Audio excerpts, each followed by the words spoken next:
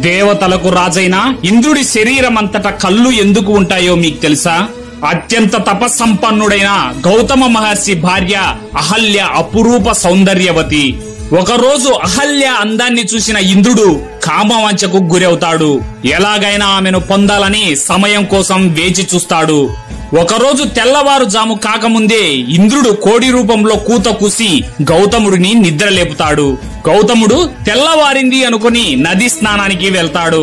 ఇది గమనించిన ఇంద్రుడు గౌతముడి రూపంలో ఆశ్రమం లోపలికి వెళ్లి అహల్యతో సంగమిస్తాడు. నది వద్ద ఉన్న గౌతముడికి ఏదో అపశృతి జరుగుతుందని అనిపించి వెంటనే ఆశ్రమానికి తిరిగి వస్తాడు.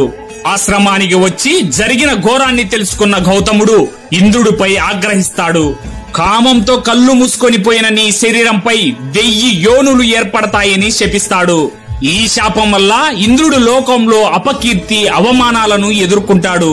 శరీరమంతా యోనులతో నిండిపోవడంతో ఇంద్రుడు సిగ్గుపడి గౌతమ మహర్షిని క్షమించమని వేడుకుంటాడు. దేవతలు సైతం ఇంద్రుడిని క్షమించమని వేడుకుంటారు. దేవతల విన్నపాన్ని మన్నించిన గౌతముడు ఆ యోనులు 1000 కళ్ళగా మారిపోతాయని శాపాన్ని మారుస్తాడు.